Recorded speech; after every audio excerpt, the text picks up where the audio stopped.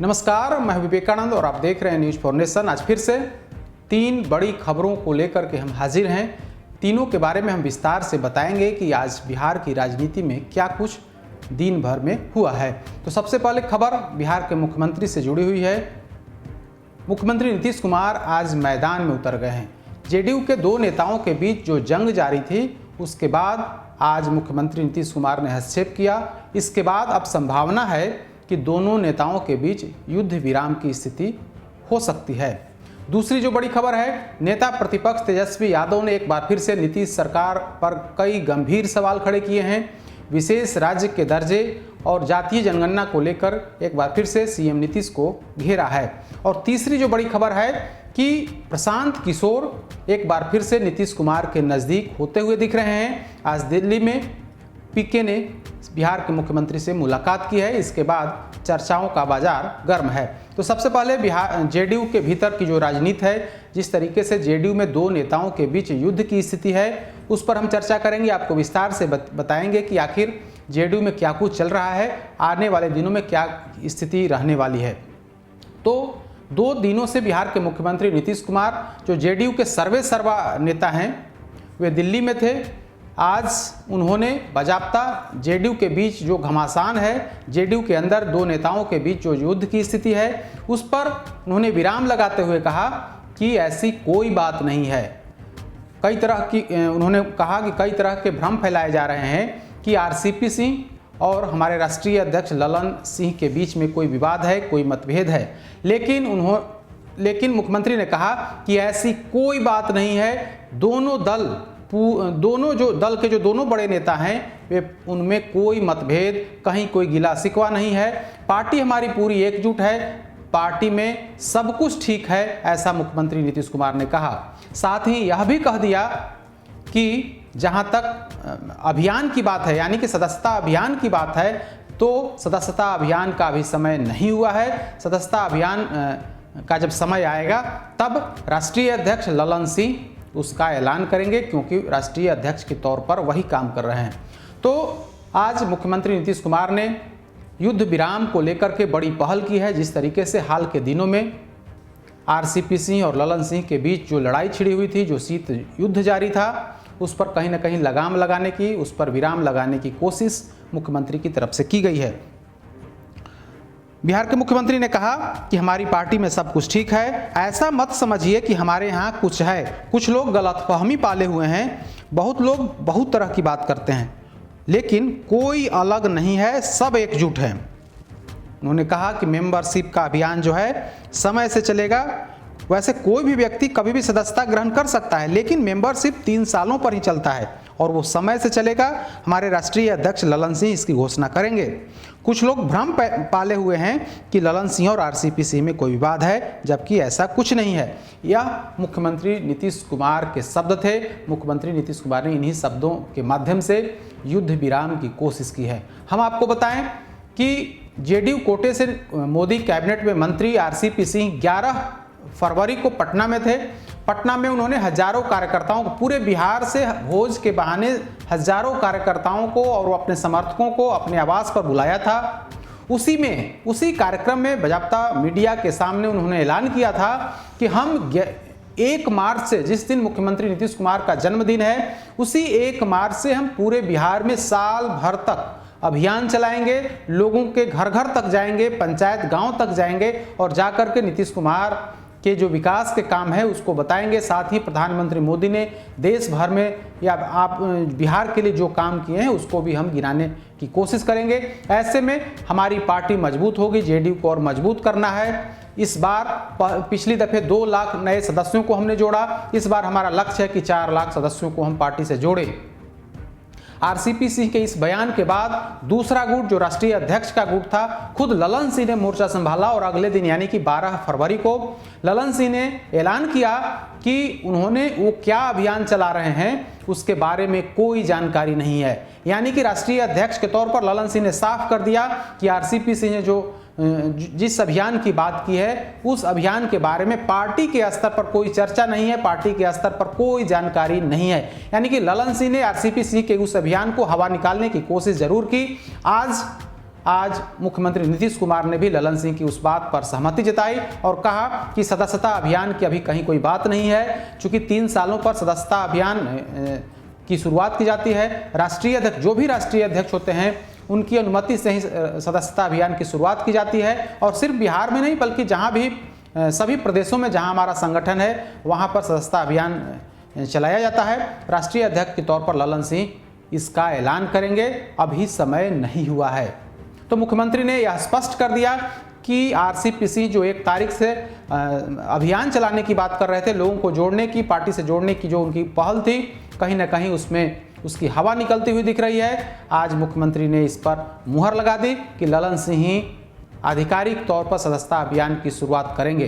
तो यह जेडीयू के अंदर खाने की पॉलिटिकल जो गेम था उसके बारे में हमने विस्तार से बताया कि किस तरीके से 2 बड़े छत्रप जो आपस में लड़ रहे थे उनको शांत कराने की कोशिश खुद मुख्यमंत्री नीतीश कुमार ने की है। और बाकायदा आज मीडिया के सामने आकर उन्होंने कहा कि जेडीयू में सब कुछ ठीक है, कहीं कोई विभेद मतभेद नहीं है, यह सब सिर्फ और सिर्फ अफवाह है, कुछ लोग भ्रांति फैलाने की कोशिश कर रहे हैं। तो अब दूसरी खबर की हम चर्चा करेंगे कि नेता प्रतिपक्ष तेजस्वी यादव ने आज बिहार सरकार पर, मुख्यमंत्री नीतीश कुमार पर बड़ा हमला बोला है। भले ही नीतीश कुमार दिल्ली में हों, शाम में आज वो पटना पहुंचे हैं, लेकिन नेता प्रतिपक्ष तेजस्वी यादव आज राजद प्रदेश कार्यालय पहुंचे और बिहार की सरकार पर, जेडीयू और बीजेपी पर गंभीर सवाल खड़े किए और कहा यह कैसी सरकार है, यह समझ में नहीं आता है। बिहार में विशेष राज्य के दर्जे की मांग की जाती है मुख्यमंत्री की तरफ से, लेकिन वो किससे मांगते हैं? बीजेपी यहाँ भी, यानी कि नीतीश कुमार की सरकार में भी शामिल है, केंद्र में भी बीजेपी की सरकार है, तो ऐसे में नीतीश कुमार किससे विशेष राज्य का दर्जा मांग रहे हैं? बीजेपी के प्रदेश अध्यक्ष डॉक्टर संजय जायसवाल कहते हैं कि सरकार का जो पैसा है, जो केंद्र की तरफ से जो पैसा आ रहा है, वो पैसा सरकार सही तरीके से खर्च नहीं करती है या फिर खर्च ही नहीं करती है। तो एक तरफ बीजेपी जो सबसे बड़ा दल है सरकार में, वो कहती है कि सरकार सही से काम नहीं कर रही है, जबकि मुख्यमंत्री नीतीश कुमार बिहार को विशेष राज्य के दर्जे की मांग करते हैं। यह समझ में नहीं आता है कि नीतीश कुमार क्यों मांग रहे हैं और किससे मांग रहे हैं। उन्होंने जातीय जनगणना पर भी सवाल खड़े किए और कहा कि जातीय जनगणना, मुख्यमंत्री ने सर्वदलीय बैठक बुलाने की बात करी थी, लेकिन अभी तक सर्वदलीय बैठक 6 महीने बीत गए, अभी तक इस पर कोई निर्णय नहीं हुआ है। दरअसल कल मुख्यमंत्री नीतीश कुमार ने दिल्ली में मीडिया के सामने कहा था कि कई राज्यों में विधानसभा के चुनाव हैं, ऐसी स्थिति में जब चुनाव संपन्न हो जाएंगे उसके बाद हम सर्वदलीय बैठक बुलाएंगे।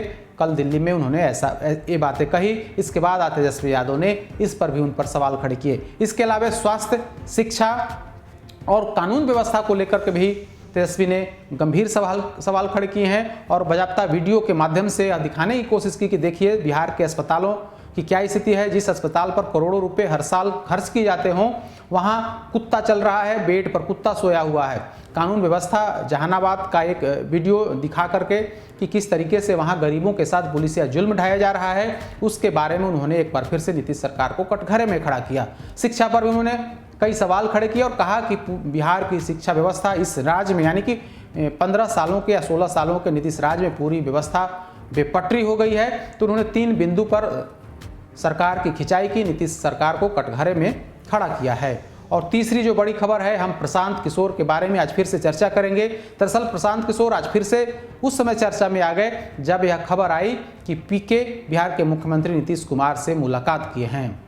दिल्ली में आज मुख्यमंत्री नीतीश कुमार ने भी इस पर अपनी बात रखी, अपनी सफाई दी और कहा कि प्रशांत किशोर से मिलना कोई बड़ी बात नहीं है, उनसे मेरा पुराना रिश्ता है, हम लोग साथ काम किए हुए हैं। तो ऐसे में यह बिल्कुल फालतू की बात है कि कोई चर्चा इस पर नहीं करिए, बल्कि सामान्य सी बात है, वो हमसे मुलाकात करने आया, उससे मेरा संबंध पुराना है, पार्टी से जुड़े हुए वो रहे हैं। तो ऐसी स्थिति में यह कोई बड़ी बात नहीं है। हमने प्रशांत किशोर से भी जानने की कोशिश की कि आखिर बिहार के मुख्यमंत्री से मिलने की वजह क्या है, क्योंकि जब यह खबर आई कि प्रशांत किशोर ने मुख्यमंत्री से मुलाकात की है, इसके बाद बिहार के राजनीतिक गलियारे में यह चर्चा तेज हो गई कि एक बार फिर से प्रशांत किशोर की वापसी हो सकती है जेडीयू में। क्योंकि हाल के दिनों में आप देखें तो प्रशांत किशोर की जो कंपनी है, या प्रशांत किशोर ममता बनर्जी के लिए काम कर रहे थे, लेकिन हाल के कुछ दिनों में कहीं ना कहीं ममता बनर्जी से प्रशांत किशोर की अनबन हुई है और यह खबर है कि वे अब ममता बनर्जी से अलग हो रहे हैं। ममता बनर्जी से लंबे समय तक जुड़े रहे। इस बार यानी कि पिछले साल 2021 में जब बंगाल में चुनाव हुए तब भी प्रशांत किशोर का अहम रोल था। ममता बनर्जी के साथ उन्होंने स्ट्रेटजी यानी कि रणनीति बनाने का काम किया और उसमें सफलता भी मिली। लेकिन हाल के दिनों में अभी कुछ दिन पहले ही यह खबर आई कि ममता बनर्जी से उनका रिश्ता खराब हो गया है। तो ऐसे में बंगाल से प्रशांत किशोर की छुट्टी हो सकती है। इसके बाद आज दिल्ली से जो खबर आई कि प्रशांत किशोर ने बिहार के मुख्यमंत्री से मुलाकात की है। इस संबंध में उन्होंने कहा, यानी कि प्रशांत किशोर से जब पूछा गया तो उन्होंने कहा कि हाँ, हमने मुख्यमंत्री नीतीश कुमार से मुलाकात की है। हम चूँकि मुख्यमंत्री नीतीश कुमार को कोविड हो गया था, इसके बाद वे ठीक हुए हैं और पहली दफ़ा दिल्ली पहुंचे हैं, तो ऐसी स्थिति में हम उनसे मुलाकात किए हैं और उनका हाल चाल जाना है। इसके अलावा कोई बात नहीं है। उन्होंने यह भी साफ किया कि सिर्फ आज ही नहीं, हमने पहले भी उनसे संपर्क किए हैं। जब उन्हें कोरोना हुआ था तब वो आराम कर रहे थे, तब भी हमने फ़ोन करके उनका हाल चाल लिया था। तो ये प्रशांत किशोर के शब्द कि हाँ, हमने उनसे मुलाकात की, उनसे फ़ोन पर भी बात हुई है। लेकिन इसके अलावा और दूसरी कोई बात नहीं, कोई रणनीतिक बात नहीं या राजनीतिक बात नहीं हुई है। सिर्फ और सिर्फ स्वास्थ्य संबंधी हाल चाल जानने के लिए हम मुख्यमंत्री नीतीश कुमार से मुलाकात किए हैं। दरअसल जब मुलाकात, दोनों के बीच मुलाकात हुई तो चर्चा तेज हुई। जेडीयू के भी कई नेताओं के भीतर यह चर्चा थी कि क्या एक बार फिर से प्रशांत किशोर की वापसी हो सकती है, क्योंकि अचानक प्रशांत किशोर को बड़ा पद दे दिया गया था। हम आपको बताएं कि 16 अक्टूबर 2018 को जब प्रशांत किशोर जेडीयू की बड़ी बैठक जो सीएम आवास में हो रही थी, राष्ट्रीय कार्यकारिणी की जो बैठक थी, उस बैठक में प्रशांत किशोर की एंट्री हुई थी और सीधे उन्हें राष्ट्रीय उपाध्यक्ष की कुर्सी दे दी गई थी। तब जेडीयू के राष्ट्रीय अध्यक्ष के तौर पर नीतीश कुमार थे और उन्होंने प्रशांत किशोर को नंबर 2 की हैसियत वाला नेता सीधे तौर पर उन्हें घोषित कर दिया था, उनकी नियुक्ति कर दी थी। तब से करीब 2 सालों तक वे नीतीश कुमार के साथ काम करते रहे, करीब 1.5 सालों तक। लेकिन इतने दिनों में जेडीयू नेताओं से उनके मतभेद होने लगे, कई ट्वीट्स के बाद विवाद हो गया। इसके बाद मुख्यमंत्री नीतीश कुमार खुद गर्म हो गए और बाजाप्ता प्रेस कॉन्फ्रेंस करके उन्होंने खूब खरी खोटी सुनाई थी। तो मुख्यमंत्री नीतीश कुमार ने 29 जनवरी 2020 को, हम आपको तारीख बता रहे हैं कि 16 अक्टूबर 2018 को प्रशांत किशोर जेडीयू के राष्ट्रीय उपाध्यक्ष बने थे। उसके बाद कुछ समय तक तो सब कुछ ठीक रहा, लेकिन उसके बाद स्थिति खराब होने लगी। जेडीयू के भीतर का जो खेमा था प्रशांत किशोर को आउट करने की कोशिश में लगा रहा। नीतीश कुमार के सामने इनकी लगातार शिकायत की जाने लगी। कई ट्वीट्स को आधार बनाया गया कि ये पार्टी लाइन से ऊपर जाकर के काम कर रहे हैं। इसके बाद 29 जनवरी 2020 को बिहार के मुख्यमंत्री नीतीश कुमार ने अपने आवास पर प्रेस कॉन्फ्रेंस के दौरान प्रशांत किशोर की जमकर खरी खोटी सुनाई और कहा कि अगर पार्टी में रहना है तो पार्टी लाइन से चलना पड़ेगा। नीतीश कुमार ने कहा कि हमने प्रशांत किशोर को अमित शाह के कहने पर, मुख्यमंत्री ने उस दिन यह खुलासा किया कि हमने तो अमित शाह के कहने पर प्रशांत किशोर को अपने यहाँ रखा था।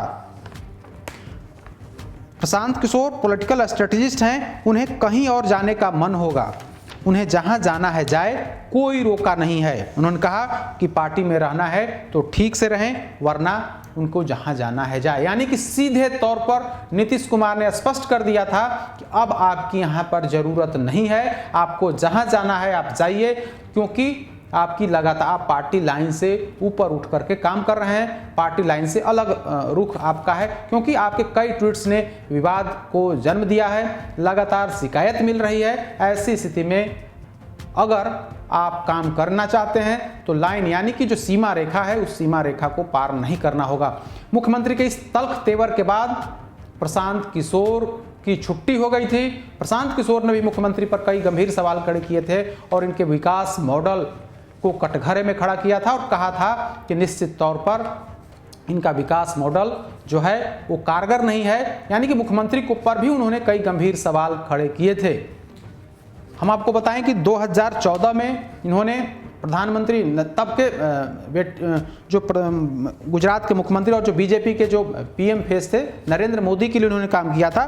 2015 में बिहार विधानसभा चुनाव में, तब जेडीयू और आरजेडी साथ मिलकर के चुनाव लड़ रही थी, तब भी इन्होंने चुनावी प्रचार रणनीति बनाने का काम किया था और बिहार में बहार हो, नीतीश कुमार हो जैसे नारे गढ़े थे और तब नीतीश के नेतृत्व में जेडीयू, कांग्रेस और आरजेडी की सरकार बनी थी। उसके बाद 2018 में वे पार्टी में शामिल हो गए और नीतीश कुमार ने पीके को यानी प्रशांत किशोर को राष्ट्रीय उपाध्यक्ष की कुर्सी दी थी। तब कोई राष्ट्रीय उपाध्यक्ष की कुर्सी नहीं, जेडीयू में कोई कुर्सी नहीं थी, लेकिन प्रशांत किशोर के लिए ही मुख्यमंत्री नीतीश कुमार ने नंबर 2 की कुर्सी का इजाद किया था, उन्हें नंबर 2 की कुर्सी दी थी। उसी हैसियत से वो काम भी करते थे और मुख्यमंत्री नीतीश कुमार वो अपने साथ रखते थे। तो यही स्थिति थी प्रशांत किशोर की। अब एक बार फिर से प्रशांत किशोर मुख्यमंत्री नीतीश कुमार से मुलाकात किए हैं। इसके बाद बिहार की राजनीति में चर्चा तेज हो गई है कि क्या पीके की जेडीयू में घर वापसी हो सकती है। तो ये 3 बड़ी खबरें थीं, तीनों के बारे में हमने विस्तार से बताया कि क्या कुछ चल रहा है। आज मुख्यमंत्री दिल्ली से पटना पहुंच गए हैं, लेकिन दिल्ली में रहते हुए उन्होंने जेडीयू के भीतर जो आग लगी हुई है कहीं ना कहीं उसको बुझाने का काम जरूर किया है। कल फिर से 3 बड़ी खबरों को लेकर के हम हाजिर होंगे। तब तक